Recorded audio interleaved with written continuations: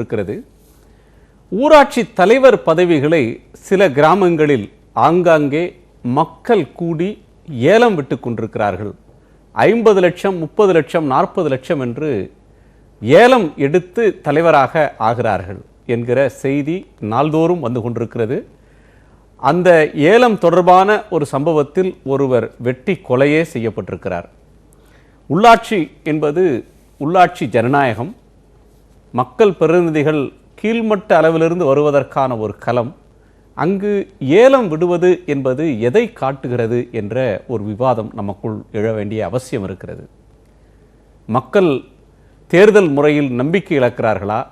தேர்தலில் ஒருவர் வெற்றி பெற்று அரசின் திட்டங்களை கொண்டு வந்து மக்களுக்கு தொண்டாற்றுவதை விட குறுக்கு வழியில் 30 லட்சம், 40 லட்சம், 50 லட்சம் என்று அவர்களிடமிருந்து வாங்கி ஊருக்கு தேவையான பொது காரியங்களுக்கு பயன்படுத்துவது சரி என்ற முடிவுக்கு மக்கள் தள்ளப்பட்டிருக்கிறார்களா என்ற ஒரு கேள்வி. இன்னொன்று, இப்படி ஏலம் விடக்கூடிய இடத்தில் விசாரிக்கிறோம் என்று அரசு சொல்கிறது. ஏலம் எடுக்கிற நபர்களை தேர்தலில் போட்டியிடுவதிலிருந்து தடுக்க முடியுமா? அந்த கிராமத்துக்கே தேர்தல் நடத்த மாட்டோம், 5 ஆண்டு காலத்துக்கு தேர்தல் நடத்த மாட்டோம் என்று தேர்தல் ஆணையம் அதிரடி காட்டுமா என்றெல்லாம் சமூக ஆர்வலர்களிடமிருந்து அக்கறையான கேள்விகள் வருகின்றன. இன்னொரு பக்கத்தில் பெண்களுக்கு 50% இடஒதுக்கீடு கொடுக்கப்பட்டு முதல் முறையாக இந்த 50% ஒதுக்கீட்டின் அடிப்படையில் தேர்தல் நடக்கிறது. 8 மாநகராட்சிகள் பெண்களுக்கு ஒதுக்கப்பட்டிருக்கின்றன. கோவை மாநகராட்சி முதல் முறையாக பெண் வேட்பாளரை, பெண் மேயரை பார்க்க இருக்கிறது. ஆனால் அரசியல் கட்சிகள் யாரை வேட்பாளராக நிறுத்துகிறார்கள் என்றால், கட்சியின் வட்டச் செயலாளர், அந்த கட்சியினுடைய பிரமுகர்கள், கரைவேட்டி கட்டியவர்கள், அவருடைய மனைவி, மகள் என்கிற குடும்ப பிரதிநிதிகள் தான் மகளிர் ஒதுக்கீட்டில் மேயராக, வார்டு கவுன்சிலராக வருகிறார்கள். இது ஒரு ஆரோக்கியமான போக்கா? பெண்கள் அரசியலுக்கு வர வேண்டும், பெண்கள் பதவிகளில் அதிகாரத்தை பெற வேண்டும் என்பதற்காக அந்த ஒதுக்கீட்டை கொண்டு வந்தால் அதிலேயும் ஒரு குடும்ப ஆதிக்கம் என்பது தலை துவங்குவது எதனால்? மகளிர் அணியில் உழைக்கக்கூடிய பெண்களை கட்சிகள் அங்கீகரிக்க தவறுகின்றனவா என்கிற அம்சங்களை விவாதிக்கப் போகிறோம். நம்மோடு முன்னாள் மேயர், திமுகவை சேர்ந்த ரேகா பிரியதர்ஷினி சேலத்திலிருந்து இருக்கிறார். அஇஅதிமுகவின் முன்னாள் சட்டமன்ற உறுப்பினர் திருமதி மகேஸ்வரி, ஓய்வு பெற்ற IAS அதிகாரி திரு தனவேல், உள்ளாட்சி மன்ற செயல்பாட்டாளர் குத்தம்பாக்கம் இளங்கோவன் அவர்கள், ஊராட்சி மன்றத்தினுடைய முன்னாள் தலைவராக பணியாற்றிய திருமதி சுமதி அவர்கள். வணக்கம். நான் ரேகா பிரியதர்ஷினிகிட்ட கேட்கணும், உள்ளாட்சி பதவிகள் ஏலம் போட போத அடுத்த சுற்றுல நம்ம பேசலாம். முதல் இதில் கேட்க விரும்புகிறது, பெண்களுக்கு 50% ஒதுக்கீடு. ஆனால் தேர்ந்தெடுக்கப்படக்கூடியவர்கள் எப்படிப்பட்ட பெண்கள்? மக்கள் மன்றத்தில் உழைத்து சமூக பணியாற்றி வரக்கூடிய பெண்களா, கட்சிக்கு உழைத்து வரக்கூடியவர்களா, அல்லது கணவர் ஒரு அரசியல் இருக்கிறார், அப்பா அரசியல் இருக்கிறார் என்பதற்காக திணிக்கப்படக்கூடியவங்களுக்கு தான் பெரும்பாலும் வாய்ப்பு தரக்கூடிய நிலைமை இருக்கு. இந்த போக்கு சரியான ஒன்றுதானா?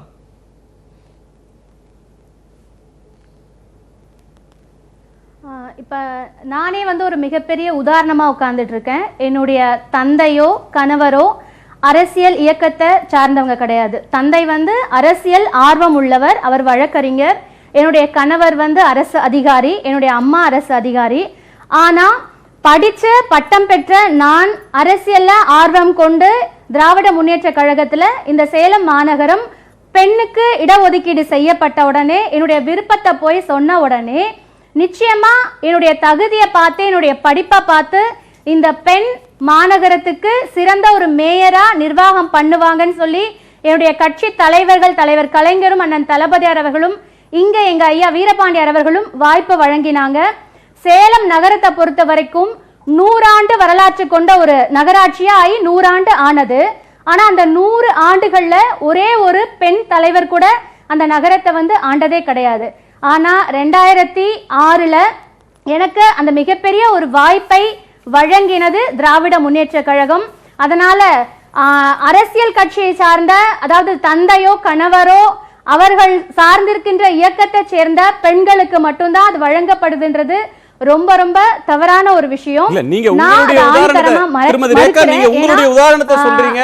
சாதாரண பின்புலத்திலிருந்து பெண்கள் அரசியலுக்கு வந்தால், அந்த அரசியலை கட்சிகள் ஏற்றுக்கொண்டால் அது ஆரோக்கியமான விஷயம், அதை வரவேற்புக்குரிய ஒன்று, அதில் மறுப்பதற்கில்லை. உங்களை மாதிரி அரசியல் ஆர்வம் கொண்டு வரக்கூடியவங்க விதிவிலக்கா இருக்கிறதும், கட்சி தலைவர்கள், கட்சியினுடைய பிரபலங்கள் தங்கள் வீட்டு பெண்களை ஒரு வார்டு பெண்களுக்குன்னு ஒதுக்கிட்டா அந்த வார்டு அவர் ஆண் பொது என்றால் அந்த ஆண் நிற்பார், இல்லைன்னா பெண் நிற்பார், அவங்க குடும்பத்தை சேர்ந்த பெண் நிற்பார். அப்படி வந்த பிறகும் பெண்களை வந்து வெறும் அலங்காரத்துக்கு அங்கே உட்கார வைக்கிறாங்களே தவிர முக்கியமான முடிவுகளை உண்மையான கவுன்சிலரா உண்மையான மேயராக அந்த பெண்ணின் கணவர் அல்லது தந்தை நடக்கக்கூடிய செயல்களை தமிழ்நாடு முழுக்க பார்க்கிறோம். உங்க சம்பவத்தை மட்டும் வச்சு சொல்ல வேண்டாம், உங்க உதாரணத்தை கடந்து பொதுவான அம்சங்களை பேசுவோம். இல்ல இது ஒரு உதாரணமா சொல்றேன். நிச்சயமா இல்ல, இது ஒரு உதாரணமா சொல்றேன். இத போல பல எடுத்துக்காட்டுகள் இருக்கு. முன்ன வேணா அந்த காலகட்டம் இருக்கலாம், இப்ப காலகட்டங்கள்ல பெண்கள் ரொம்ப அரசியல் ஆர்வம் கொண்டு வராங்க. படித்த பெண்கள் உங்களுக்கு என்ன லட்சியம்னு கேட்டா அரசியல்ல கவுன்சிலர் ஆகணும், நாங்க சேவை செய்யணும் அப்படின்ற ஒரு ஆர்வம், ஒரு எதிர்பார்ப்பு இப்ப முன்னத்தை விட அதிகரிச்சிருக்குன்றது இந்த நேரத்துல பதிவு பண்றேன். நான் ஒரு உதாரணம்னா என்ன போல பெண்கள் இருக்காங்கன்றதுக்காக அதை இந்த இடத்துல வந்து எடுத்துக்காட்ட சொல்ல விரும்புறேங்க. திருமதி மகேஸ்வரி, உங்க அனுபவத்தில் சட்டமன்ற உறுப்பினரெல்லாம் பெண்கள் எளிதா வர்றாங்க, அவங்க சொந்த தகுதியின் அடிப்படையில் வர்றாங்க. ஆனா கவுன்சிலர் அது மாதிரி வர்றப்ப ஒரு வார்டுக்கு அவர் ஆண் ஆசைப்பட்டிருப்பாரு, நம்ம மேயர் ஆகலாம், நகர்மன்ற தலைவர் ஆகலான்னு. அப்படி இல்லைன்னு உடனே தங்கள் குடும்பத்தின் பிரதிநிதி அப்படின்னு சுருக்கிடுறாங்க. முன்னாள் மேயர் அவர்கள் சொன்னது மாதிரி இது வந்து ஒரு காலகட்டத்தில் நீங்க சொல்ற மாதிரி முதலா வந்து பெண்களுக்கு ஒரு ஆட்சி அதிகாரம் அளிக்கிறப்ப அந்த மாதிரி நிலை இருந்தது. ஆனா இன்றைக்கு அப்படி இல்லை. பெண்கள் வந்து இதே தெய்வம் அம்மா அவர்கள் ஆட்சி காலத்துல பெண்களுக்கு வந்து எக்கனாமிக் எம்பவர்மெண்ட், எஜுகேஷனல் எம்பவர்மெண்ட், அதே போன்று சோஷியல் எம்பவர்மெண்ட், இதோடு மட்டுமல்ல பொலிட்டிக்கல் எம்பவர்மெண்ட்டுக்காகவும் அவர்கள் அதிக முக்கியத்துவம் தந்திருக்கிறார்கள். சட்டமன்றங்களையும் பார்த்தீங்கன்னா நிறைய பெண்கள் அலங்கரிச்சிருக்காங்க. அதே போன்று உள்ளாட்சி மன்றங்களில் ஆண்களுக்கு நிகராக பெண்களும் வரணும் அப்படின்றதுக்காக தான் ஜெண்டர் ஈக்குவாலிட்டி கொண்டு வரணுன்றதுக்காக தான் அம்மா அவர்கள் வந்து 50 விழுக்காடு உள்ளாட்சி மன்றங்களில் பெண்களுக்கு கொடுத்துருக்காங்க. நல்ல ஒரு வார்த்தை சொல்றீங்க, அலங்கரித்தார்கள்னு. அது முக்கியமான வார்த்தை. அலங்கரிக்கிறதுக்கா இல்லது ஒரு ரியல் சென்ஸ்ல ஆள்றதுக்கா, கவர்னன்ஸ்க்கா? அல்ல, நீங்க பாருங்க எத்தனை பெண்களை வந்து அம்மா அவர்கள் வந்து அமைச்சராக அமர்த்தி அவர்கள் வந்து அழகு பார்த்திருக்கிறார்கள் என்பது மட்டுமல்ல, அவர்கள் சிறப்பாக பணியாற்றி இருக்கின்றார்கள். இன்றைக்கும் பல பெண்கள், இன்றைக்கு நம்மளோடய ஒரு உதாரணம் இருக்காங்களே, ஊராட்சி மன்ற தலைவியா இருந்து சிறப்பா பணியாற்றியவர்கள் தொடர்ந்து 10 ஆண்டுகள் இருந்திருக்காங்க. இது மாதிரி நிறைய பெண்கள் இன்றைக்கு வந்து ரொம்ப சிறப்பா பணியாற்றுறாங்க. அதாவது தொட்டிலை ஆட்டும் கை தொல்லுலகை ஆளும் கை என்பதை பெண்கள் வந்து இன்றைக்கு மிக அழகாக சொல்றதோ, திருமதி ரேகா பிரியதர்ஷினி சொல்றதோ வந்து விதிவிலக்கல். பெண்கள் அரசியலுக்கு வர வேண்டும், வர்றவங்க சிறந்த பதவிக்கு வரணும், அவங்க வந்து மக்கள் தொண்டாற்றணும், நல்ல நிர்வாகம் பண்ணணுன்ற அந்த அம்சத்துல இருந்து பேசுறீங்க. நான் கேட்கறது இன்னொரு ஃபிளிப் சைடு. கவுன்சிலர் அப்படின்னா பெண், அந்த அவரோட மனைவி தான் கவுன்சிலரா இருப்பாங்க. ஆனா கணவரை அழைக்கிறதே கவுன்சிலர் எங்கன்னு கணவரை தான் குறிக்கிற மாதிரி இருக்கும். பிரசிடென்ட் அப்படின்னு சொல்லி உள்ளாட்சியில் ஒரு மனைவி தேர்ந்தெடுக்கப்பட்டிருப்பாங்க. பிரசிடென்ட் இருக்கிறாரா அப்படின்னு கேட்டா அது கணவரை குறிக்கக்கூடிய சொல்லா கிராமங்கள்ல பார்த்திருக்கிறோம். இல்ல, அதுதான் ப்ராக்ஸி ரோல் இருக்கு இல்லையா? அந்த ப்ராக்ஸி ரோல் இருந்த காலம் இருந்தது. ஆனால் அதெல்லாம் வந்து மலையேறி விட்டது என்று தான் இன்றைக்கு சொல்லணும். அப்படித்தான் மேடம் சொல்றது மாதிரி இதெல்லாமே கடந்த காலத்தின் சுவடு தான். இப்போ வந்து பெண்கள் கம்ப்ளீட்டா அதிகாரத்துக்கு வந்துட்டாங்க. இல்லை, சின்சியராக சொல்ல போனால் நல்ல மாற்றம் ஏற்பட்டிருக்கிறது. ஆனால் நம்ம எதிர்பார்த்த அளவை இலக்கை அடைய முடியல. ஆனால் இது வந்து இந்த களம் வந்து பயிற்சி தானே, இது மெதுவாக தான் வரும். இப்போ 91, 96, 2001 அந்த பெண்கள் முதல் வாய்ப்பு கிடைத்த போது அவ்வளோ பெருசாக ஒன்றும் இல்லை, நிறைய ஆண்களினுடைய பேக்ரவுண்டில் வேலை செஞ்சாங்க. அடுத்து 2001, 2006 கவர்மெண்ட் மாறி இன்ஃபேக்ட் பெண் முதலமைச்சராக இருந்து பார்க்கும்போது நிறைய ஒரு நிறைய ப்ரெஷர் கொடுத்தோம். ஆனால் நல்லா பார்க்கும்போது நிறைய வளர்ச்சி அடைஞ்சிருக்கிறேன். நான் பார்க்கும்போது 100% சொல்ல முடியலனாலும் ஒரு 30லேருந்து 40 விழுக்காடு. இப்போ இந்த தங்கையே பார்த்தீங்கன்னா இவங்கள முதல் பஞ்சாயத்து தலைவராக வரும்போது இவங்க 10 ஆண்டுகள் இருந்தாங்களா, ஃபஸ்ட்டு 5 இயர்ஸ் பார்க்கும்போது 2-3 வருஷம் அவங்க பேக்ரவுண்டில் பின்னாடி இருந்து அவங்க கணவரோ அல்லது என்ன மாதிரி ஆள் கூட ஹெல்ப் பண்ண வேண்டியதாக இருந்தது. இப்போ பார்த்தீங்கன்னா ஒரு வலுவான மிக பிரமாதமான வலுவான தலைவராக இருக்காங்க இல்லையா. அந்த மாதிரி பார்க்கும்போது ஈஸியாக ஒரு 40% வலுவான பெண் தலைவர்கள் உருவாயிருக்கிறாங்க. நம்ம என்ன பார்க்கணும், இது ஒரு இவல்யூஷன் தான், இவால்வ் ஆகாங்க. பட் ஆனால் என்னென்னா அம்பேத்கர் சொல்கிற மாதிரியோ இது பேரலாகவே செறிவூட்டப்பட்டிருக்கணும். இப்போ 73rd அமெண்ட்மெண்ட் வரும்போதே இது வந்து புதிய வாய்ப்பு கொடுக்குறோம் பெண்களுக்கு, புதிய வாய்ப்பு கொடுக்குறோங்க தலித் மக்களுக்கு அல்லது தாழ்த்தப்பட்ட அல்லது பட்டியலினத்து மக்களுக்கு. இவங்களை வலுவாக்கணும்னு பேரலாக யார் பொறுப்போ, அதனால தான் அரசியல் சட்டமே கிளீனாக சொல்லுது. 73rd அமெண்ட்மெண்ட் சொல்லுது, the state government should enable the locally elected people to function them as a local self government பண்ணுறாங்க இல்லையா, அந்த எனேபிள்மெண்ட் வந்து ஆரம்பத்தில் இருந்தது. 96லேருந்து 2001 2002 வரைக்கும் இருந்தது. அப்புறம் ஸ்லோவாக அது வித்துட்ராச்சு. நான் என்ன சொல்கிறேன்னா, இந்த நேரத்தில் இதே காலகட்டத்தில் தான் கேரளத்தில் வந்தது, இதே காலத்தில் தான் கர்நாடகாவில் வந்தது, இதே காலகட்டத்தில் பெங்காலில் வந்தது. பெங்கால் கூட ஒன்றும் பெருசாக ஷைன் பண்ண முடியல, கர்நாடகா கூட தமிழ்நாடு மாதிரி டுண்டில் ஆயிடுச்சு. கேரளம் எப்படி நடந்தது? 4-5 ஆண்டுகளில் உலகம் என்ன எதிர்பார்க்குமோ, 73rd அமெண்ட்மெண்ட் என்ன எதிர்பார்க்குமோ அவ்வளோத்தையும் அச்சீவ் பண்ணிட்டாங்களா, ஆல் காம்பனன்ட்ஸ் அச்சீவ் பண்ணிட்டாங்க. அந்த கேரளம் அடுத்த 100 ஆண்டு தடையா இருக்கு. கேரள ஒரு முன்னோடி மாநிலமா கேரளத்தை எங்கெல்லாம் சொல்லுவாங்களோ அதோட சேர்த்து தமிழ்நாடு தானே வரணும். அதுதான் சொல்றேன், தமிழ்நாடு கேரளத்துக்கு எந்த வகையிலும் பின்வாங்காத ஒரு மாநிலம் தான். கேரளத்தை விட பல கட்டங்களில் பல இலக்குகளில் நம்ம முன்ன இருக்கிறோம். ஆனா இந்த உள்ளாட்சி ஜனநாயகத்தை புரிந்து கொள்வதற்கு ஒரு ரோல் மாடலே கிடையாது. இங்க ஜனநாயகம் என்பதே எங்க அதிகாரம் குவிஞ்சிருக்கும், நான் சொன்னேன் நீ சொன்ன இவங்க சொன்னாங்க அப்படின்றாங்க இல்லையா. கேரளத்தை பார்த்தீங்களா, உதாரணத்துக்கு நான் என்ன சொல்ல வரேன், கேரளத்தில் அரசுக்கு என்று ஒரு ஸ்கீம் கிடையாது. there is no scheme for the government. அப்போ என்னதான் அரசாங்கம் செய்யுதுன்னு சொன்னால், பஞ்சாயத்துகள் திட்டம் போடுறாங்க, ஒன்றிய அளவில் அதை இணைக்கிறாங்க, மாவட்ட அளவில் அதை கன்சாலிடேட் பண்ணுறாங்க. இந்த கன்சாலிடேட்டட் பிளான் தான் ஸ்டேட்டோட பிளான். அப்போ ஸ்டேட்னுடைய தொழில் என்னென்னா, ஸ்டேட்னுடைய வேலை என்னென்னா, அதுக்கான ஃபண்டை மொபிலைஸ் பண்ணி டிவால்வ் பண்ணி அவங்களால எவ்வளவு முடியும் கொடுத்து மக்கள் அதிகார பகிர்வுக்கு வர்றீங்க. அதை நம்ம தொடர்ந்து பேசலாம். அதிகாரத்தை எப்படி அடையறாங்க, நீங்க வந்து தேர்ந்தெடுக்கப்படக்கூடிய உள்ளாட்சி தலைவர்கள் பிரதிநிதிகளுக்கு எப்படிப்பட்ட அதிகாரம் தரணும், அவங்க எப்படி சிறப்பாக பணியாற்றணுன்றதுக்கு சொல்றீங்க. ஆனா எப்படி தேர்வாகுறாங்க, யாரு தேர்வாகுறாங்க அப்படின்ற அம்சத்தை பேசணும். இயக்கங்கள்ல வந்து போதுமான பெண்கள் இல்ல. ஆனா அனைத்து இந்திய அண்ணா திராவிட முன்னேற்ற கழகத்தை பொறுத்த மட்டிலும் பெண்கள் மிக அதிகப்படியாக இருக்கின்றார்கள். அதுவும் தகுதி வாய்ந்த பெண்கள். வாய்ப்பு கிடைக்கல என்பதுதான் அவர்களுக்கு இருக்கின்ற பிரச்சனையா இருக்கிறதே ஒழிய அவர்களுக்கு இருக்கிறாங்க. அந்த பெண்கள் எல்லா கட்சியிலும் மகளிர் அணி இருக்கு, உங்க கட்சியில ஆக்டிவா இருக்காங்க, ரொம்ப அவங்கள தேடி பிடிச்சு சீட்டு தர்றாங்களா அல்லது வசதி படைத்த அந்த ஏரியாவுல செல்வாக்கா இருக்கு? எங்க கட்சியில பெண்களுக்கு அதிகமா முக்கியத்துவம் கொடுக்கறதுன்றது திராவிட முன்னேற்ற கழகம் தான். சரி, இப்ப யார் எந்த கட்சினாலும் 50% கொடுத்தாகணும், சட்டம் அதை சொல்லுது. கொடுக்கிற கட்டத்துக்கு வந்துடுறாங்க. இல்ல எவ்வளவு பேர் அவங்க சார்பில் வந்து இன்றைக்கு சட்டமன்றத்தில் உட்கார்ந்து இருக்காங்க, எத்தனை பேர் பாராளுமன்றத்துக்கு அனுப்பியிருக்காங்க. அனைத்து இந்திய அண்ணா திராவிட முன்னேற்ற கழகம் தான் பெண்களுக்கு வந்து ஒரு கோல்டன் பீரியட் அப்படின்னு சொன்னா அது அம்மாவோட ஆட்சி காலம் தான்.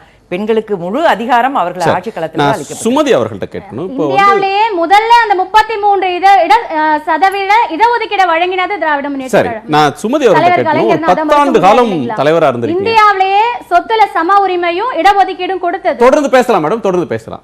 அது 10 ஆண்டு காலம் நீங்க இருந்திருக்கீங்க. ஒரு கவுன்சிலரா வர்றதுக்கு அல்லது ஒரு உள்ளாட்சி தலைவர், ஒரு கிராம சபையினுடைய தலைவர், ஊராட்சி தலைவர், அந்த பதவிக்கு 50 லட்சம் ரூபா கொடுத்து ஏலம் நடந்ததுன்னு செய்தி வருது. இப்போ வாட்ஸ்அப் இருக்கக்கூடிய காலம், எல்லாருடைய ஃபோனும் இருக்கிற காலம், கேமராவோடு இருக்கிற காலம், ஆலமரத்தடி பஞ்சாயத்தில் பதவியை ஏலம் விடுறாங்க. இது உள்ளாட்சி பதவிகளை ஏலம் போடுறத நீங்கள் ஒரு உள்ளாட்சி பிரதிநிதியாக எப்படி பார்க்குறீங்க? அதெல்லாம் பார்க்குறப்பவே ரொம்ப அதிர்ச்சியாக இருக்குது நமக்கு. ஏன்னா நாங்கள்லாம் வந்து ஒரு தலித் பெண் ஜென்ரலில் தான் நாங்கள் தலைவராக தேர்ந்தெடுக்கப்பட்டோம். தேர்ந்தெடுத்து ஒரு 2 வருஷத்து இப்போ ஆரம்பத்தில் நாங்கள் போகிறப்போ மக்களுக்கு வந்து நாங்கள் பணத்தை கொடுக்கல. நம்ம வந்து எல்லா சமூகத்து மக்களையும் வந்து புரிஞ்சுக்கின்னு அவங்களுக்கு உண்டான வேலையை செஞ்சால் மக்கள் நம்மளை முழுசாக தேர்ந்தெடுப்பாங்க அப்படின்னு சொல்லி தான் நாங்கள் வாக்குறுதி கொடுத்து எலெக்ஷனில் வந்து எங்களை தேர்ந்தெடுக்கிறாங்க. அந்த 5 வருஷம் நாங்கள் தொடர்ந்து வேலை செஞ்சோம். நாங்கள் வேலை செஞ்சதை பார்த்து ஜென்ரலில் தான் நான் வரேன். அப்போ நாங்கள் ஒரு தலித் பெண்ணு, நாங்கள் வந்து பணம் கொடுக்குற அவசியம் இல்லை. அனைத்து சமுதாயத்து மக்களோட நம்ம இணைந்து வேலை செஞ்சால் நம்மளை வந்து ஜனங்க கண்டிப்பாக எடுத்துன்னு வருவாங்க. இதுக்கு ஒரு பணம் ஒரு பெரிய இது இல்லை. எங்கள் கிராமத்தை பொறுத்தவரையும் நாங்கள் வந்து பணம் கொடுத்து வர்றதுக்கு வாய்ப்பு இல்லை. அது மாதிரி மற்ற இப்போது இந்த ஏலம் அதெல்லாம் கேட்குறப்ப ரொம்ப கஷ்டமாக இருக்குது. நம்ம எல்லாருமே வந்து நம்ம எதுக்கு உள்ளாட்சியில் நம்ம தேர்ந்தெடுக்கிறாங்க மக்கள், நம்ம வந்து நம்ம ஜனங்களுக்காக நல்ல வேலை செய்வோம், இது ஜனங்களோட என்ன குறை அதெல்லாம் தெரிஞ்சுக்கிட்டு நம்ம அவங்களுக்கு நிவர்த்தியாக ஒரு வேலை செய்யணும் அப்படின்றதுக்காக தான் நம்மளை தேர்ந்தெடுக்கிறாங்க.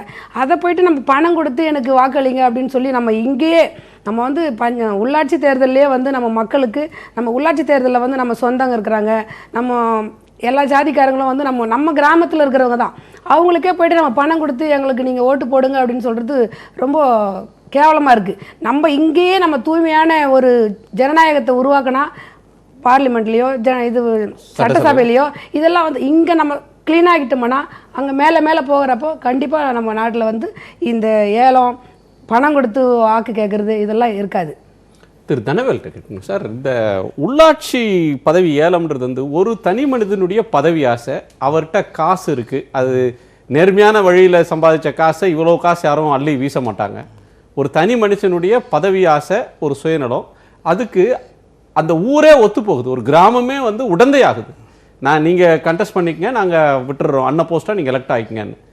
இது வந்து ஒரு குரல் வலையை நெருக்கிற ஒரு இல்லையா, இது புதுசு கிடையாது, பல காலமாக நடந்துக்கிட்டு இருக்கு. இது ஒரு குறுக்கு வழியில் பதவி அடைகிற முயற்சியை எப்படி பார்க்கணும்?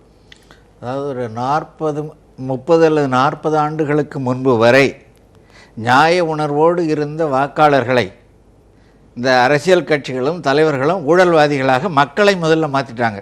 இதற்கு அடிப்படை காரணமே ஓட்டுக்கு பணம் கொடுக்க வேண்டும் என்பது வற்புறுத்தலோடு மக்களையே ஒரு தீய வழிக்கு உள்ளாக்குற ஒரு நிலைமைக்கு ஒரு சொசைட்டியே கரப்ட் ஆகிட்டு. அவன் சமுதாயமே கெடுக்கப்பட்டது தலைவர்களால். அதனுடைய பாதிப்பு தான் இன்றைக்கு ஏலம் விடுறது. வாக்குக்கு பணம் கொடுக்கறதுக்கு பதிலாக ஒற்றுமையாக நாங்கள் தேர்ந்தெடுத்துறோம், அதை நாங்கள் ஷேர் பண்ணிக்கிறோம். அதில் என்ன பண்ணுறாங்க, என்ன சொல்ல போனால் நீங்கள் ரூரலில் இதை கூர்ந்து கவனிச்சிங்கன்னா இந்த ஏலம் விடுற ஊரில் இருக்கிற மக்கள் ஒற்றுமை வந்து பாராட்ட தகுந்த ஒற்றுமை. அதில் நீங்கள் வெளிப்படையாக பார்க்கும்போது அந்த ஊர் மோசம்னு இப்போ விளம்பரம் பண்ணுறீங்கல்ல, மற்ற ஊரில் எல்லாம் இல்லை. இதில் என்னென்னா அந்த ஊரில் வந்து மக்கள் ஒற்றுக்கிட்டு ஒரு ஆளை எடுத்துகிட்டு பணத்தை பொதுவாக கோயிலுக்கு கொடுக்குறோம், இல்லை குளத்துக்கு கொடுக்கணும்னு சொல்லிட்டு இவங்க கொஞ்சம் வாங்கிக்கிற அளவுக்கு இருக்காங்க. இத்தகைய ஒரு கலாச்சாரத்தை ஒரு குற்றத்தை செய்யறதுனாலேயே அந்த செய்யறது குற்றம், அது குற்றம்தான். அந்த அளவுக்கு கூட்டு குற்றம். அது அந்த கூட்டு குற்றத்துக்கு வாழாக்குறது ஓட்டுக்கு பணம் கொடுக்கிற கலாச்சாரத்தால் வந்தது தான் இது. அந்த ஓட்டுக்கு பணம் கொடுக்கறதுக்கு பதிலாக அவங்க ஏலத்துக்கு கூட ஆரம்பிச்சிருக்கிறாங்க. இது மிக மிக ஜனநாயகத்திற்கு இழைக்கப்படுகிற மிக அவலமான கேடான ஒரு செய்தி. இதுக்கு வந்து அரசியல் கட்சிகள் தான் பொறுப்பெடுக்கணும். இதில் வந்து பெரிய கட்சிகள் எந்த ஒரு கட்சியும் இதில் நாங்கள் தொடர்பே இல்லைன்னு சொல்ல முடியாது. ரெண்டாவது இல்லை, ஊராட்சியில் வந்து கட்சியே கிடையாது. ஊராட்சி மன்ற தலைவர்ன்றது சுயேட்சை சின்னத்தில் நடக்கிறது. வார்டு அதாவது கவுன்சிலர் 5000 கவுன்சிலர் 50,000 சொல்ற மாவட்ட ஊராட்சி உறுப்பினர் பல தேர்தல்களாக ஓட்டுக்கு பணம் வாங்கி பழக்கப்பட்டு விட்டார்கள் மக்கள். அவர்களை அந்த வழிக்கு கொண்டு வந்துட்டாங்க. மக்களில் ஒரு சிலர் நியாயமாக இருக்கிறவர்களை கூட நீங்கள் போடுங்க, போடாட்டிப்பாங்க, வாங்கிக்கங்கன்னு சொல்கிற அளவுக்கு நடந்தது. நீங்களே விவாதங்களில் பல இடத்துல சொல்லியிருக்கிறீங்க. அதனுடைய ஒரு வெளிப்பாடு தான் இந்த தவறு. இது உள்ளாட்சி வரைக்கும் போனது.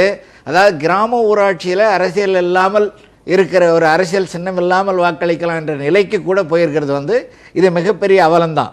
இன்றைக்கு இந்த இடஒதுக்கீடு வந்து 50 விழுக்காடு பெண்களுக்கு கொடுக்கப்பட்டிருக்கு. நீண்ட நாளாக எதிர்பார்த்த ஒரு நல்ல வரவேற்கத்தக்க ஒரு முயற்சி தான். ஆனால் இதை பேசுகின்ற நாம் ஜனநாயகத்தில் 3 அடுக்கு முறையில் அதிகார பகிர்வு, நாடாளுமன்றங்கள், சட்டமன்றங்கள், கிராம ஊராட்சிகள், உள்ளாட்சி அமைப்புகள், இதில் அது ரெண்டும் 30 ஆண்டு காலமாக இதை டிஸ்கஸ் பண்ணுறாங்க. அங்கே இந்த இடஒதுக்கீடு பெண்களுக்கே வரல. அங்கேயும் இதே ஒதுக்கீடு வந்தால் பெரும்பாலான பெண் வேட்பாளர் பார்க்கும்போது அவங்க கணவர் என்ன இன்ஃப்ளூயன்ஸுன்ற லெவலில் இதே முறை ஆரம்பமாகும். ஆனால் நீங்கள் முதல்ல கேட்டிங்கல்ல கேள்வி, இப்படி வந்து அவங்களுக்கு இன்ஃப்ளூயன்ஸ் உள்ளவங்களுடைய தான் வருது, பெண்கள் அவங்க தகுதிக்கு வரலன்னு. இப்போ 20 ஆண்டுக்கு முன்பு இருந்ததை விட இப்போ நிறைய படித்த பெண்கள் வந்துட்டாங்க. தங்களுடைய உரிமை தாங்களே புரிந்து கொண்டு அதிகாரத்தை செயல்படுத்துகிற துணிவுடைய பெண்கள் வந்துட்டாங்க. இப்போ நாங்கள் ஆட்சித்தலைவராக இருந்த காலத்தில் என்ன நடக்குன்னா 3 1 பகுதி கிராமங்களில் நாங்கள் போகும்போது கிராம கூட்டத்துக்கு போனோம்னா அந்த ஊர் தலைவருடைய ஹஸ்பண்ட் வந்து உட்காந்துருப்பாங்க முதல் வரிசையில். நான் திருநெல்வேலி மாவட்டத்தில் நான் முதல்ல அந்த அம்மா தான் உட்காரணும், நீங்கள் பின்னாடி போங்கன்னு சொல்லிட்டு, இல்லை அவர் பேசுவார்னு சொல்லி சிபாரிசு வரும். அந்த அம்மா தான் வெறும் வணக்கம் நன்றின்னு சொன்னால் கூட அந்த அம்மா தான் பேசணுமே தவிர அவங்க கணவர் வந்து பேசுகிறதுக்கு உரிமை இல்லைன்னு சொல்லி இதை ஒரு நடைமுறையாக 3 ஆண்டுகள் நான் இருந்த வரைக்கும் திருநெல்வேலி செயல்படுத்துகிறோம். ஆனால் பின்னாடி வந்ததில் அவங்களுக்கு விழிப்புணர்வு வந்துடுச்சு. ஏன்னா அந்த பயிற்சி இதெல்லாம் பெற்று இப்போ நல்லா தங்களை தாங்களே வழிநடத்தி மக்களுக்கு வழிநடத்தக்கூடிய திறமை பெண்களுக்கு வந்தாச்சு. அது ஒரு காலம் இருந்தது, இப்போ மாறிட்டு வருது. ஆனால் இன்னமும் அந்த இன்ஃப்ளூயன்ஸுங்கிறது சில இடங்கள்ல இருக்குது. இதில் ஏலம் விடுறதுங்கிறது இது ரொம்ப கவனம் சில இடங்கள்ல இருக்கா, பெருவாரியான இடங்கள்ல இருக்கா. இப்போ வந்து இன்று காலை ஒரு செய்தி, தகுதி வாய்ந்த தகுதிக்கு வந்து ஒரு பொருத்தமான அப்படின்னு வார்த்தையை வச்சுக்கலாம், பொருத்தமான வேட்பாளர்கள் கிடைக்காமல் 50% இடத்தை ஒதுக்கிட்டாங்க. பொருத்தமான வேட்பாளர் கிடைக்காமல் கட்சிகள் திணறுகின்றன அப்படின்ற ஒரு செய்தி கட்சியை நடத்துறவங்க வேட்பாளரை தேர்ந்தெடுக்கக்கூடிய இடத்துல இருக்கிறாங்க. அதாவது கட்சிக்காரரோட மனைவி மகள் இருக்கிறாங்க. நான் குறிப்பாக நான் பொதுவாக தான் சொல்றேன், நீங்க ஏன் கட்சிக்கு வர்றீங்க, நான் பொதுவாக தான் சொல்றேன். அது அந்த பெண் அவருடைய ஆகுதி அவங்களுடைய கெப்பாசிட்டியில் தேர்ந்தெடுக்கப்படுறவங்களா இல்லாமல் ஒரு கட்சியோட நிர்வாகியா இருக்கிறாரு அல்லது கட்சி பிரபலம், அவரோட மகள் மனைவி, இப்படி ஆட்களை நிறுத்தலாமான்னு கட்சிகள் யோசிக்கிற கட்டத்துக்கு இன்னைக்கு இருக்கு. ஆள் கிடைக்காம வந்து திணறாங்கன்ற செய்தி வந்து நியாயம் அல்ல. தகுதி வாய்ந்தவர்கள் எல்லா கட்சியிலும் இருக்காங்க. படித்த பெண்கள் இன்றைய சூழலில் எல்லா கட்சிகளை, சின்ன கட்சின்னா கூட அங்கே படித்தவங்க நிறையா இருக்காங்க. பிரச்சனை என்னவென்றால் இன்றைய சூழலில் நாம் இந்த மக்களை எந்த அளவுக்கு கொஞ்சம் கொஞ்சமாக கெடுத்து வச்சிருக்கிறதுனால பணம் படைத்தவர்களை தவிர மற்றவர்கள் தேர்தலில் நிற்க முடியாதுங்கிற ஒரு சூழல் வந்துகிட்டு இருக்கு. அதற்காக கட்சிகள் என்ன பண்றாங்க, தகுதின்னு சொல்றது செலவு பண்ற கெபாசிட்டி இருக்கக்கூடிய வேட்பாளர்கள் இவரை போட்டா ஜெயிப்பாரா, இவர் வசதிக்காரர், இவர் கான்ட்ராக்டர், இவர் போட்டா ஜெயிப்பாரு, இவர் சாதாரண. முன்னு காலத்தில் அப்படி இல்லை. அந்த ஊரில் மதிப்பு மிக்கவர் ஏழையாக இருந்தாலும் வந்துகிட்டு இருந்தாங்க. அதெல்லாம் கொஞ்சம் கொஞ்சமாக மறைஞ்சு வர்றது அவலமானது. நீங்கள் ஆட்கள் கிடைக்காம தகுதி வாய்ந்த பெண் வேட்பாளர் இல்லைங்கிற வாதம் இன்றைக்கு சொல்லவே முடியாது. எல்லா கட்சியிலும் இருக்காங்க. இந்த சூழ்நிலையில் என்ன சொல்கிறேன்னா, இந்த அந்த ஜனநாயகத்தில் இந்த கான்ஸ்டிடியூஷனில் இம்ப்ளிமெண்ட் பண்ணுற அன்றைக்கே அம்பேத்கர் சொல்கிறாரு, ரொம்ப கிளியராக சொல்கிறாரு, இது இந்த one man one vote franchise பவரை கொடுக்கறது மிகப்பெரிய போராட்டத்துக்கு அப்புறம் தான் அது கொடுக்குறாங்க, எல்லாருக்கும் ஓட்டுன்னு சொல்லி. அப்போ அவர் சொல்கிறாரு, இந்த ஒன் மேன் ஒன் ஓட்டை வச்சு நீங்கள் உங்களுக்கு தேவையான அரசாங்கத்தை ஏற்படுத்தி கொள்ளலாம், 5 ஆண்டுகளுக்கு ஒரே மாற்றங்களை கூட கொண்டு வரலாம். இது எப்போ சாத்தியப்படும்னா, மக்கள் இந்த ஆளுகின்ற அமைப்பா வராங்க பாருங்க, ஆளுபவர்கள் மக்களை பேரலெல்லாம் செறிவூட்டணுன்றாரு, மக்களை வலுப்படுத்தணுன்றாரு, படிக்க வைக்கணும் அல்லது வேலை வாங்கணும் அல்லது அவங்க சமுதாயத்தில் உயரணுன்றாரு. இது நடக்கவில்லை என்றால் 50 ஆண்டுகளில் இது கேலி கூத்தாக போய்விடுமோ என்று நான் அஞ்சுகிறேன்னு ஐ அஃப்ரைடுன்னு கோட் பண்றாரு. But correct. இப்போ மக்களை பேரலெல்லாம் பண்ணல, மக்களை யாரும் வலுவாக்கல.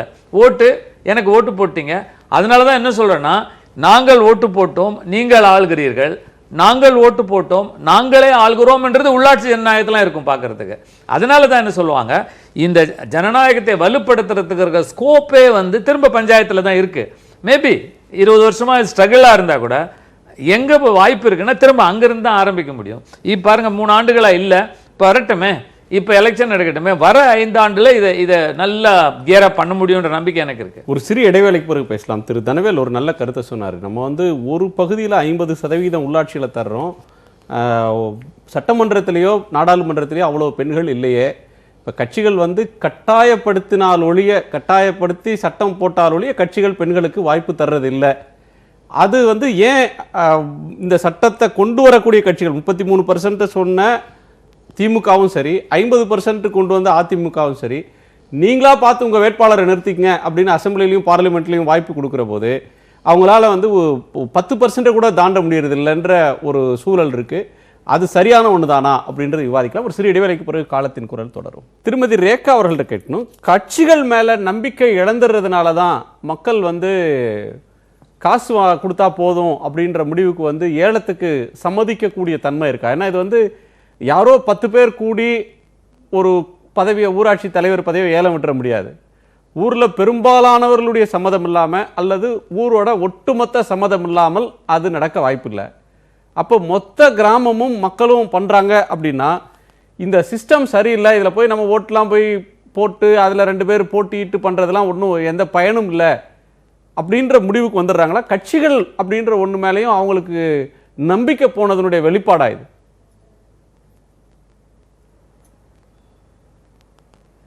இப்போ உள்ளாட்சி தேர்தல் வந்து நியாயமாக நடக்குமா அப்படின்றது அரசியல் கட்சியை சார்ந்த எங்களை போன்றவங்களுக்கே மிகப்பெரிய ஒரு கேள்விக்குறியாக இருக்குது.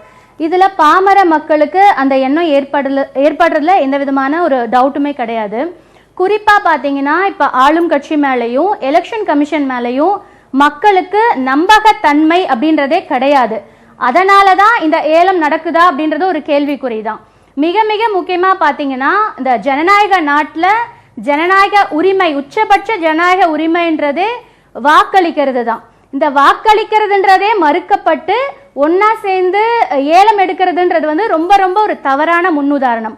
குறிப்பாக பன்ருட்டியில் அதிமுகவை சார்ந்த ஒருத்தர் வந்து 50 லட்சம் ரூபாய் கொடுத்து அந்த ஊராட்சி மன்ற தலைவர் பதவியை வந்து வாங்கியிருக்கான்றது ரொம்ப ரொம்ப அவமானத்துக்குரிய ஒரு விஷயம், கண்டிக்கக்கூடிய விஷயம். நீங்கள் கேள்வி கேட்குறீங்க இல்லையா கட்சிகள் மேலன்னுட்டு, எங்கேயுமே திராவிட முன்னேற்ற கழகத்தை சார்ந்தவங்க அந்த ஏலத்தில் கலந்துக்கிட்டதாவோ ஏலம் எடுத்ததாகவோ நீங்கள் எங்கேயுமே கேள்விப்பட்டிருக்க மாட்டீங்க. ஜனநாயக முறைப்படி நடக்கணும், ஜனநாயக முறைப்படி நேர்மையாக நியாயமாக தேர்தல் நடத்தணும்ன்றது தான் எங்க கட்சி தலைவர் தளபதி அவர்களுடைய முடிவும். அவர்கள் வழியில் வருகின்ற திராவிட முன்னேற்ற கழகத்தை சார்ந்தவங்களும் ஊராட்சி பதவிகள், பஞ்சாயத்து தலைவர் பதவி தான் ஏலத்துக்கு விடுறாங்க. பஞ்சாயத்து தலைவர் பதவி தான் ஏலத்துக்கு விடுறாங்க. அப்படி ஏலம் விடுற பதவிக்கு கட்சி கிடையாது. எந்த நபரும் கட்சியின் அடிப்படையில கட்சி சின்னத்துல போட்டியிடுறது இல்ல. சுயேட்சையா யாருனாலும் போட்டியிடக்கூடிய ஒரு தேர்தல்ல சின்னம் கிடையாது. ஆனா ஆளுங்கட்சின்ற அந்த மமதையினாலையும் பணபலம் இருக்கின்ற அந்த தைரியத்தினாலும் மட்டும்தான் அதை செய்ய முடியும்ன்றதுதான் என்னுடைய வாதம். ஆளுங்கட்சின்ற அந்த ஒரே ஒரு மமதை மட்டும்தான் காரணம். அந்த ஏலத்துல அந்த தைரியமா போய் 50 லட்சம் ரூபாய் கொடுத்து அந்த இடத்துல வந்து ஒரு பதவியை வாங்குகின்ற அந்த தைரியம் எதனால வந்தது? ஆளுங்கட்சின்ற அந்த மமதை மட்டும்தான். அதனால அது வந்து கட்சி சார்பா போட்டி இடலைனாலுமே அங்க போய் அந்த கர்வம் அந்த ஆணவம் வந்து எதனால வருது? பணனால எதை வேணாலும் வாங்கிடலாம் அப்படின்ற அந்த திராவிட முன்னேற்ற கழகத்தை சேர்ந்த எல்லாருமே, அதாவது முன்னாள் மேயராக இருக்கட்டும், பெண்ணாக இருந்தாலும் சரி, உண்மையை பேசுவதில்லை என்று ஒரு சபதம் ஏற்றுக்கொண்டுதான் அவர்கள் பதவிக்கு வருவார்கள் என்று நினைக்கிறேன். ஏன்னா இதெல்லாம் பாத்தீங்கன்னா அந்த ஊர்ல இருக்க பெரியவங்க எல்லாம் சேர்ந்து, அம்மா நீங்க பேசிட்டீங்க, நாங்க பதில் சொல்ல விடுங்க. அதாவது அந்த இடத்துல இந்த மாதிரி கிராமங்கள் எல்லாம் பாத்தீங்கன்னா அங்க இருக்க ஊர் பெரியவங்க எல்லாம் சேர்ந்துதான் அமர்ந்துதான் இதை டிசைட் பண்றாங்க, பண்ணி நிக்கிறாங்க. ஏதோ ஒரு இடத்துல வந்து இட்ஸ் சோ ஹேப்பன்ட் அவர் வந்து ஏடிஎம்கேல உறுப்பினரா இருக்காங்க, முன்னாடி தலைவரா இருந்தாங்க அப்படின்றதுனால அந்த மாதிரி நிகழ்வு. அப்படி பாத்தீங்கன்னா எத்தனையோ இடங்கள்ல பாத்தீங்கன்னா இப்ப பாருங்க, தேனி மாவட்டம் அங்க உத்தமபாளையம் ஒன்றியத்துல எல்லாம் பாத்தீங்கன்னா ஒரு கிராமங்கள்ல 2 பிரிவுகள் இருக்காங்க. மாத்தி மாத்தி சுழற்சி முறையில அவங்களுக்குள்ளேயே ரொட்டேஷன் பண்ணிக்கிறாங்க. இந்த மாதிரி கூட அவங்களுக்குள்ள ஒரு அக்ரிமெண்ட், எழுதப்படாத ஒப்பந்தங்கள் பல இடங்கள்ல இருக்கு. இதெல்லாம் வந்து ஆனா இது வந்து பாத்தீங்கன்னா இது வந்து மமதையோ ஆட்சி அதிகாரம் இருக்கிற அந்த இதுலயோ தைரியத்திலயோ அவங்க பண்ண கிடையாது. அங்கிருக்கின்ற மக்களினுடைய விருப்பமாக அதன் வெளிப்பாடாகத்தான் இதெல்லாம் நடந்துட்டு இருக்கு. ஆனா இதை நாங்களும் இப்ப பார்த்திருக்கோம். இது வந்து நிச்சயமாக ஜனநாயகத்திற்கு விடப்பட்டிருக்கின்ற ஒரு மிக பெரும் சவாலாகத்தான் அம்மாவின் அரசு பார்க்கிறது. இதுல எங்களுக்கு எந்த மாற்று கருத்தும் கிடையாது. ஜனநாயகம் வந்து முழுமையாக இறுதி வரையிலும் நம்ம ஜனநாயகத்தின் வேர்கள் வந்து கிராமங்கள் வரைக்கும் பரவணும்ன்றதுல எங்களுக்கும் முக்கியமான அம்சம் அது. இப்போ வந்து நடிகர் ரஜினிகாந்த் தான் இன்னும் கட்சி தொடங்கல, ஆனா தன்னுடைய ரசிகர்கள் சுயேட்சையா கூட போட்டியிடக்கூடாதுன்னு ரெஸ்ட்ரிக்ட் பண்றாரு. கட்சிக்காரங்களுக்கு நிபந்தனை விதிக்கிறாங்க. இப்போ மக்கள் விருப்பத்தில் நடக்குது, மக்களோட சம்மதத்தோடு நடக்கிறது, அதுல அரசியல் இல்லை அப்படின்னு சொன்னாலும் கட்சிகளுக்குன்னு ஒரு தார்மீக ரெஸ்பான்சிபிலிட்டிஸ் இருக்குல்ல. எங்க கட்சியை சேர்ந்தவங்க இந்த செயல்பாடுகள்ல இறங்கக்கூடாது, ஏலத்துல பங்கேற்க கூடாது, அப்படி செய்யக்கூடியவங்கள இந்த கட்சி நீங்க தொடர்றதுக்கு நாங்க அனுமதிக்க மாட்டோம், அப்படியான ஒரு ஸ்டாண்டை வந்து கட்சிகள் எடுத்து வழிகாட்டணும் இல்லையா? டெஃபினட்டா இதுல வந்து we don't play any role in such incidents-ங்க. அது நான் ரொம்ப கிளியரா வந்து இங்க புட் அப் பண்ணணும்னு நினைக்கிறேன். கட்சி சம்மதத்தோட தான் ஏலம் எடுக்கறாங்க, யாரும் சொல்லல. கட்சியோட நாலேஜுக்கும் வரல, அதையும் நான் சொல்ல விளைகிறேன். இது கட்சியோட நாலேஜோட நடந்ததே கிடையாது. சம்மதம் மட்டும் இல்ல, எங்களுக்கு ஒரு இன்ஃபர்மேஷன் கூட வரல. இப்பதான் வந்து அது சோ ஹேப்பன் அந்த நிகழ்ச்சி எல்லாம் வந்து பார்க்கறதுக்கு அப்புறம் தான் எங்களுக்கு இது அரசினுடைய கவனத்துக்கும் வருகிறது. அது மட்டும் இல்ல, அங்கங்க இருக்கின்ற ஆட்சியர் வந்து ஆட்சித்தலைவர்கள் வந்து மாவட்ட ஆட்சியர்களே வந்து இதை வந்து வன்மையா கண்டிச்சிருக்காங்க. இது வந்து ஜனநாயகப்படி தான் நடக்கணும்னு சொல்லிட்டு. அதே நேரத்துல இன்னொன்னையும் நம்ம பார்க்க வேண்டியிருக்கு. இந்த மாதிரி அன்அப்போஸ்டா செலக்ட் பண்றதுன்றது அன்கான்ஸ்டிடியூஷனோ அல்லது இல்லீகல்னோ சொல்ல முடியாத ஒரு நிலையும் நம்ம சட்டங்கள் இருக்கிறதுன்னு பார்க்கணும். எலெக்ஷன் கமிஷன் தானே முடிவு பண்ணணும். இப்போ வந்து தேர்தல் ஆணையம் நினைத்தால் ஆர்கே நகர்ல தேர்தல் நடக்க வேண்டியது, தேர்தலுக்கு முத நாள் இரவு தேர்தலை வந்து கவுண்டர்மேன் பண்றாங்க, ரெசின் பண்றாங்க, தேர்தலே ரத்து, அந்த நடைமுறை அப்படியே ரத்து, அடுத்து புது எலெக்ஷன் தான், தள்ளி கூட வைக்கல. அப்போ ஒரு ஊராட்சியில பகிரங்கமா ஏலம் விடுறாங்க, ஏலம் விடுறதுக்கு பத்திரம் உறுதிமொழி பத்திரம் வாங்கி எழுதுறாங்கன்னா, ஒன்று அந்த ஊர்ல அதுல யாரெல்லாம் ஈடுபட்டாங்களோ அவங்க எல்லார் மேலேயும் வழக்கு போடணும், யார் ஏலத்தை எடுத்தாரோ அவரை வந்து டிஸ்குவாலிஃபை பண்ணணும், அல்லது அந்த பஞ்சாயத்துக்கே பிரதிநிதி இல்லை, பணத்தை நாங்கள் வந்து அரசின் பணம் எதுவும் ஒதுக்க மாட்டோம் அப்படின்ற ஒரு கட்டத்துக்கு போகணும். இப்போ எதுவும் பண்ணலன்னா இந்த சம்பவம்ன்றது கடலூரில் நடந்தது, தருமபுரியில் நடந்தது, திருச்சியில் நடந்தது, விருதுநகரில் நடக்குது, இது இன்னும் பல ஊர்களில் தொடர்ந்து நடந்துகிட்டு தான். இப்போது வந்து அந்தந்த சம்பந்தப்பட்ட மாவட்ட ஆட்சியர்கள் மூலமாக தேர்தல் மாநில தேர்தல் ஆணையத்திற்கும் இது வந்து தகவல் சொல்லப்பட்டு இருக்கிறது. அவர்கள் இது குறித்து முடிவெடுக்க வேண்டும். அதே நேரத்தில் இன்னொன்றையும் நாங்கள் பார்க்கணும். சட்டப்பூர்வமாக அதைத்தான் சொல்ல வருகிறேன். இது வந்து ஒரு அன்கான்ஸ்டிடியூஷனலோ இல்லீகலோ என்று கூட நம்ம இதை வந்து அந்த லீகல் பர்வியூக்கு அவுட் ஆஃப் தி வேல இருக்கு, போய் தான் பண்றாங்கன்றதையும் நம்ம சொல்ல முடியாது. ஏன்னா நம்ம பஞ்சாயத்து சட்டங்கள் எல்லாம் பார்த்தீங்கன்னா 1994 ஆக்டுக்கு பிறகு தமிழ்நாடு பஞ்சாயத்து எலெக்ஷன் ரூல்ஸ் அப்படின்னு சொல்லி கொண்டு வந்திருக்கோம். அதுல செக்ஷன் 32(1) கூட இந்த மாதிரி அன்அப்போஸ்டா செலக்ட் பண்றவங்கள அந்த எலெக்ஷன் ரிட்டர்னிங் ஆஃபீஸர் வந்து அவங்க பேரை போட்டு நோட்டீஸ் போர்டு போட்டு சச்சின் சஞ்ச கேண்டிடேட் இஸ் எலெக்டட். இல்ல நீ சொல்றது கரெக்ட். அதாவது ஒருவர் போட்டியின்றி தேர்ந்தெடுக்கப்படுறாரு, யாருமே வேட்புமனு தாக்கல் செய்யல அப்படின்னா அவர் தேர்ந்தெடுக்கப்பட்டதாக அறிவிக்க வேண்டும், அப்படிதான் அந்த சட்டம் சொல்லுது. ஆனா அவர் வந்து காசு கொடுத்து by means of corrupt practices அதன் மூலமா அவர் அன்அப்போஸ்டா எலெக்ட் ஆகுறாரு அப்படின்னா அந்த எலெக்ஷனை டிபார் பண்ணுமா, அதுக்கு அந்த எலெக்ஷனை ரத்துன்னு சொல்லணுமா வேண்டாமா? தேர்தல் ஆணையத்துக்கு அதுக்கான அன்ஃபட்டர்ட் பவர்ஸ் இருக்கா இல்லையா? அது அதோட வீடியோவோட முழு இதையும் பார்த்துக்கிட்டு அது தேர்தல் ஆணையம் எடுக்க வேண்டிய நடவடிக்கை. நிச்சயமாக அவர்கள் என்ன நடவடிக்கை எடுக்கப்பட வேண்டுமோ அதை எடுப்பார்கள். ரிப்போர்ட் ஆயிருக்கிறது ஒரு 1/2 டஜன் ஊர்ல ரிப்போர்ட் ஆயிருக்கு, அம்பலத்துக்கு வந்தது. இன்னமும் பல 100 கிராமங்கள்ல இந்த இது நடந்துகிட்டு இருக்கும். தேர்தல் ஆணையம் வந்து இந்த மாதிரி ஒரு செய்தி வருமானால், அது உறுதிப்படுத்தப்படுமானால் அந்த வெற்றி செல்லாதுன்னு அறிவிப்போம், அந்த ஊர்ல தேர்தலே நடத்த மாட்டோம், அப்படி ஒரு கடும் நடவடிக்கை எடுக்க வேண்டிய கட்டத்தில் இருக்கான்றத என்னுடைய கேள்வி. திரு தனவேல், நீங்க அதாவது மாநில தேர்தல் ஆணையத்திற்கு இது போன்ற விதிமுறைகளுக்கு புறம்பாக இந்த தேர்தல் நடைபெறுகிறது அல்லது விதிமுறைகளுக்கு புறம்பான சில விதி மீறல்கள் நடைபெறுகிறதுனா அந்த தேர்தலை தற்காலிகமாக ரத்து செய்து ஒத்திவைப்பேர் தேர்தல் ஆணையத்துக்கு முழு அதிகாரம் இருக்குது. ஆனால் இந்த தகவல் தெரிஞ்சு 2 நாள் தான்றதுனால அவங்க தேர்தல் ஆணையம் நிச்சயமாக அதை விசாரணையில் இருப்பாங்க, நடவடிக்கை எடுப்பாங்கன்னு நம்புறேன். என்ன டைம் இருக்குதுன்றதுனால என்ன வேட்புமனு தாக்கல் அவங்க சொல்றாங்களே ஒரு சட்டத்தினுடைய அம்சம், ஒருத்தர் யாருமே போட்டியிடல, ஒருவருடைய வேட்புமனு தான் வருதுன்னா அதை வந்து போட்டியின்றி தேர்ந்தெடுக்கப்பட்டதாக அறிவிக்க வேண்டும். அதாவது போட்டி அது அன்னபோஸ்ட் எந்த பிரச்சனையும் இந்த மாதிரி புகார்கள் இல்லாமல் இப்போ வேற யாரும் போட்டியின்றா போட்டியின் தேர்ந்தெடுக்கிறது அறிவிச்சிருவாங்க, அது விதிமுறை தான். ஆனால் இதுவே வந்து ஏலம் விட்டு அதனால யாரும் போட்டியிடலை அப்படின்னு அதற்கான ஆதாரங்கள்லாம் இப்போ பத்திரிகையில் கொடுக்கப்பட்ட மாதிரி இருந்ததுன்னா இது தேர்தல் ஆணையம் கட்டாய நடவடிக்கை எடுப்பார்கள் என்று நம்புகிறேன். ஏன்னா டைம் இப்போ 2 நாள் தான் இருக்குது, இன்னும் வேட்புமனு தாக்கல் டைமே முடியல. கட்டாயம் அவங்க வந்து எந்த நேரத்திலையும் நிறுத்தத்துக்கு முழு அதிகாரம் மாநில தேர்தல் ஆணையத்திற்கு இருக்குது. இதில் 50 லட்சம் கொடுத்து எடுக்கிறாங்கல்ல சார், அது வந்து ஒரு சின்ன கிராமத்தில் 5 வருஷம் பதவியில் இப்போ ஒருத்தர் பணத்தை செலவு பண்ணுறாருன்னா அது வந்து ஒரு முதலீடு, அவருக்கு வந்து ஒரு தொழில், பஞ்சாயத்து தலைவர் ஆகிறதுன்றது தொழில், அதுக்கு அவர் முதலீடு போடுறாரு. 5 வருஷத்தில் 50 லட்சத்துக்கும் மேலே பணத்தை சம்பாதிக்க முடியும்னா தான் அந்த முதலீடை போடுவாங்க. இல்லை வெறும் கௌரவத்துக்காக இவ்வளோ செலவு பண்ணுவாங்களா? என்ன நடக்குது சார் கிராமங்களில்? இல்லை இதில் வந்து இது முதலீடுன்னு போடும்போது அது சென்னை போன்ற இடங்களில் பக்கத்தில் இருக்கிற பணம் நிறைய புழங்குற இடங்களில் இது முதலீடாக எடுத்துக்கலாம். பட் அங்கே கடலூர்லாம் அவ்வளோ வர்றதுக்கு வாய்ப்பு இல்லை. பட் இதில் யதார்த்தம் என்னென்னா நம்ம டீப்பாக சார்லாம் இருக்காங்க நம்மளாம் யோசனை பண்ணி பார்த்தோம்னா உள்ளாட்சி என்பது கிராமங்களில் தான் இருக்குது. பர்டிகுலராக கிராம பஞ்சாயத்து, கிராமம் என்பது ஜாதியத்தினுடைய கூடாரம். அதில் வந்து 70% இன்னும் காஸ்டினுடைய எஃபெக்ட் நிறைய இருக்கும். ஒரு 30% பீப்புள் வில்லேஜஸில் வந்து காஸ்டினுடைய பாதிப்பு குறைஞ்சிருக்கும். அப்போ நீங்கள் இது ஆராய்ச்சி நாங்களும் நிறைய ஆராய்ச்சி பண்ணியிருக்கோம். எங்கெல்லாம் இந்த விலை போச்சோ அங்கே போய் பாருங்கள், அங்கே அந்த ஜாதியத்தினுடைய ஆதிக்கம் பயங்கரமாக இருக்கும். நீங்கள் அங்கே நேற்று அந்த வீடியோ பார்த்தீங்க இல்லையா, எவ்வளோ பேர் உட்காந்துருக்குறாங்க, ஒரு கோயில் உள்ள ஒரு 40, 50, 100 பேர் உட்காந்துருக்காங்க. அதில் ஒரு ஆள் எழுந்து பேசுகிறாரு, மற்றவங்க யாரையும் கன்சல்ட் பண்ணியே இருக்க மாட்டாங்க. அந்த ஊர் என்னவாக இருக்கும்னா அந்த ஜாதி வலுவாக இருக்கும், அது ஏதோ ஒரு ஜாதியாக இருக்கலாம். அந்த ஜாதி நம்ம எடுக்கிறது தான் முடிவு, யார் அவன் பேசுகிறவன் வர சொல்லு அப்படின்னு சொல்லி கோயிலுக்கோ ஏலத்துக்கோ பேசுகிறாங்க.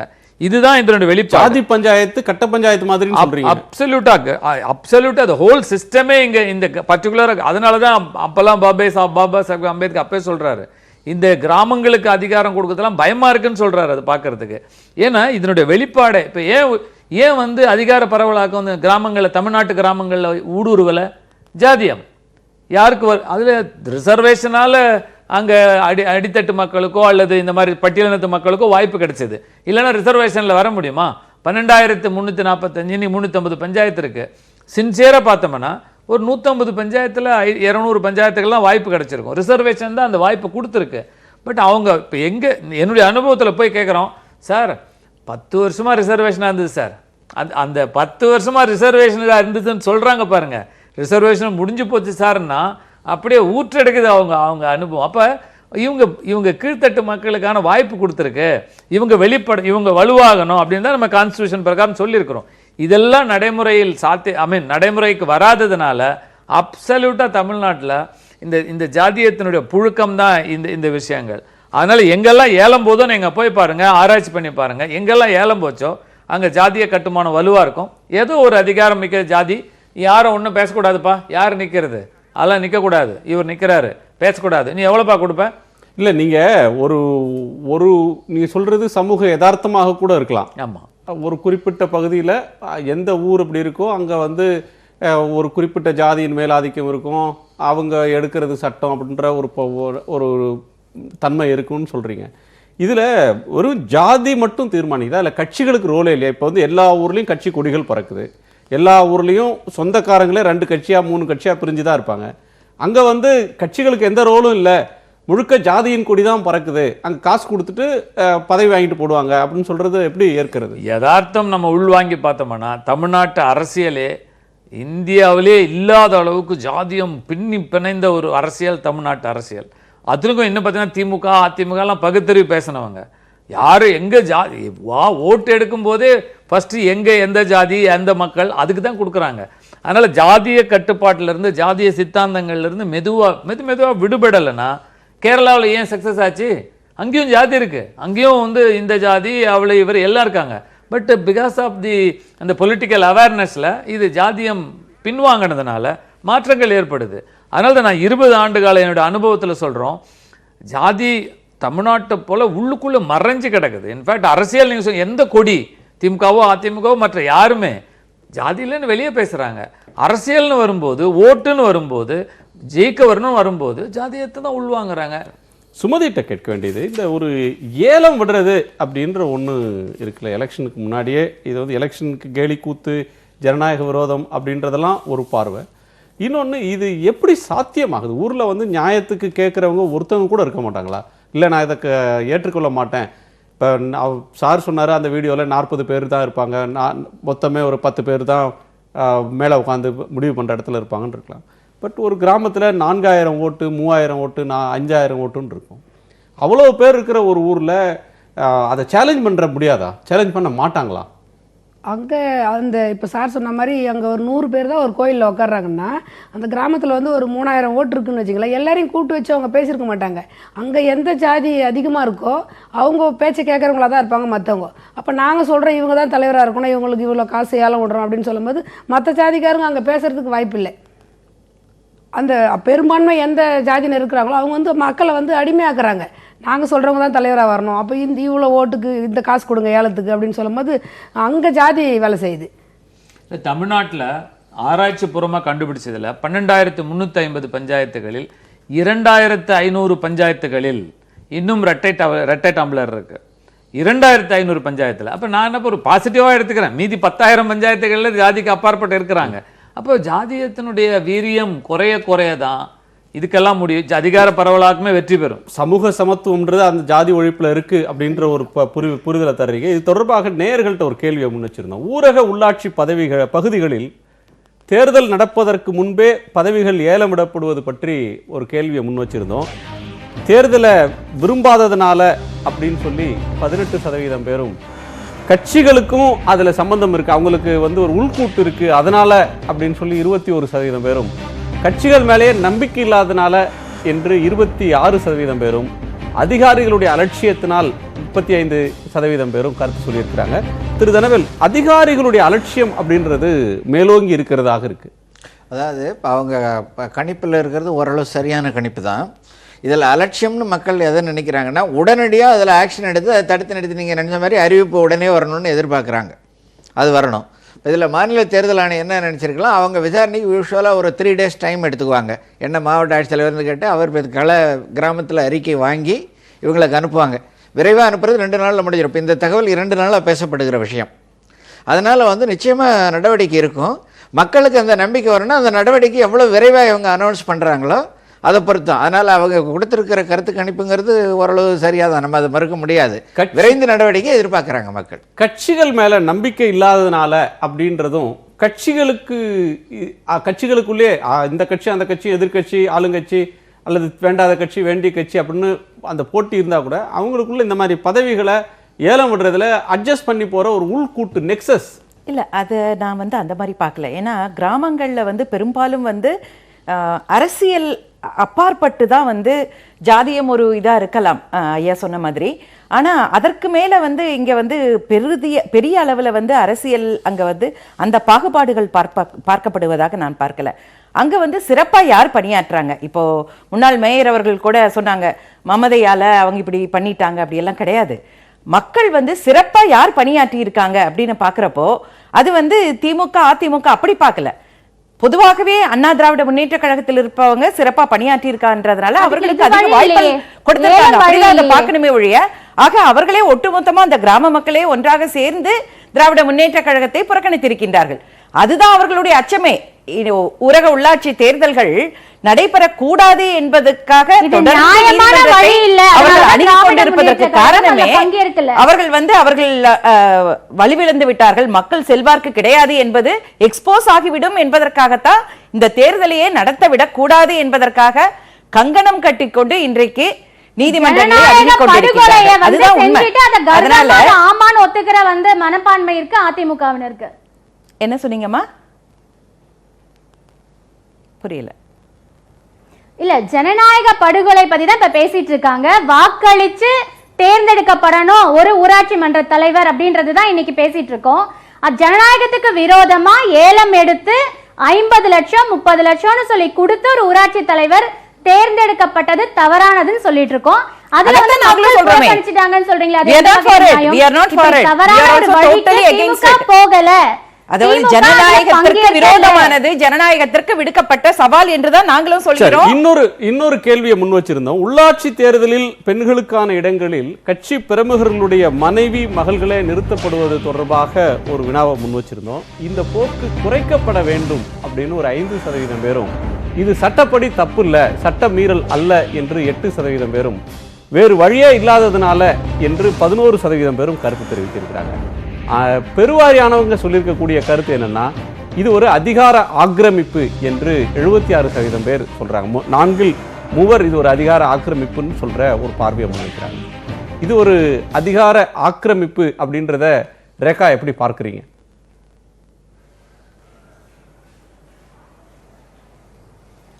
இல்ல, எங்களுடைய கட்சியை பொறுத்த வரைக்கும் திறமைக்கு வாய்ப்பு அதிகமா வழங்கப்பட்டு இருக்கு. எங்க தலைவர் தளபதியார் அவர்கள் எல்லா மாவட்ட செயலாளர்களுக்குமே முன்னாடியே நேர்காணல் வைக்க சொல்லி உத்தரவு வழங்கப்பட்டு நேரடியா ஒவ்வொரு இடங்கள்லயுமே பாத்தீங்கன்னா, அதாவது எண்ணிக்கை வந்து அதிகமா தான் இருக்கு. பெண்களா இருந்தாலும் சரி ஆண்களா இருந்தாலும் சரி போட்டி போட்டுட்டு, அந்த கட்சி குடும்பத்தை சார்ந்தவர்கள் மட்டும் கிடையாது, கட்சிக்கு அதாவது கட்சியில பணியாற்றுகின்ற பலரும் சரி, மகளிர் அணியா இருந்தாலும் சரி, இப்ப தகவல் தொழில்நுட்பத்தை சேர்ந்த பல இளைஞர்களுக்கு வாய்ப்பு வழங்கப்பட்டிருக்கு. அவர்களா இருந்தாலும் சரி, இளைஞர் அணி மாணவர் அணின்னு இளைஞர்கள் ரொம்ப ரொம்ப அதிகமா உள்ளாட்சியில வந்து பங்கெடுக்கணும்ன்றது ரொம்ப ரொம்ப ஆர்வமா இருக்கு. அது நீங்க சொல்ற மாதிரி ஒரு குறிப்பிட்டவர்களுக்கு போய் அது அடங்கல, முன்னாடி இருந்திருக்கலாம். இப்ப அதெல்லாம் பல வகையில மாற்றப்பட்டு எல்லாருக்குமே ஈக்குவாலிட்டி பின்பற்றப்படுகின்றது என்பதுதான் என்னுடைய கருத்து. எங்களுடைய இயக்கத்தை பொறுத்த வரைக்கும் எல்லாருக்குமே சமமா பகிர்ந்தளிக்கப்பட்டு வருகின்றது என்பதுதான் என்னுடைய ஆணித்தரமான கருத்து. இது வேற வழியே இல்லை அப்படின்னு சொல்றவங்களும் இருக்கிறாங்க. இதை ஜஸ்டிஃபை பண்றதுக்கு அதனும் அவங்களுக்கு நல்லா கேண்டிடேட் கிடைச்சிருக்காது, வேற வழி இல்லாமல் இதை நிறுத்துறாங்க அப்படின்னு சொல்ற ஒரு பார்வையும் சிலர்கிட்ட இருக்கு. அதாவது வேறு வழியே இல்லைன்னு சொல்கிறவங்க ஓரளவு அதிகாரத்தை துய்த்தவர்கள் அல்லது அதிகாரத்தோடு தொடர்புடையவங்க தான் அப்படி சொல்ல முடியும். ஏன்னா ஏற்கனவே ஒரு அதிகாரத்தை வளர்ச்சி விட்டவங்களுக்கு அந்த அதிகாரத்தை விட்டு விட மனசு வராது. அவங்க அதை கடைசியாக சொல்லியிருக்கிறது பெரும்பாலும் அது ஒரு அதிகாரத்தினுடைய விட்டு கொடுக்காத இயல்பு தான் அதை கொண்டு வராங்க. இது வந்து நீங்கள் உள்ளாட்சியை மட்டும் வச்சு பார்க்க முடியாது. நாடாளுமன்றத்துலேயும் அப்படி தான் நடக்குது, சட்டமன்றத்தில் செலெக்ஷன் நடக்கும்போதும் அப்படி தான் பண்ணுறாங்க. இது வந்து கடந்த ஒரு 30-40 ஆண்டு காலமாக ஒவ்வொரு இதிலும் ஏற்கனவே யார் இன்ஃப்ளூயன்ஸ் அனுபவிக்கிறாங்களோ அந்த குடும்பத்தை சார்ந்தவர்கள் அல்லது அவர்களுக்கு உறவினர்கள், இது இப்போ உள்ளாட்சி வரைக்கும் பரவி இருக்குன்னு வரணும். இது பட் ஆனால் ஆரோக்கியமானது அல்ல. ஏன்னா இன்றைய சூழலில் எந்த தரப்பில் இருந்தாலும் படித்தவர்கள் நிறையா இருக்கிறாங்க, தகுதி வாய்ந்தவர்கள் எல்லா கட்சிகளிலும் எல்லா தரப்பிலும் சுயேட்சைகளாகவும் சரி கட்சியை சார்ந்தவர்களும் இருக்கிறாங்க. ஆகவே இந்த சூழலில் அனைவருக்குமான ஒரு ஜனநாயக வாய்ப்பு வரும் பொழுது அவர் தொடர்ந்து அவர்கள் குடும்பத்தை சேர்ந்தவர்களை வருவது, கணவன் மனைவி வருவது என்றதெல்லாம் தவிர்க்கப்பட வேண்டும் என்பதுதான் நம்முடைய விருப்பம்.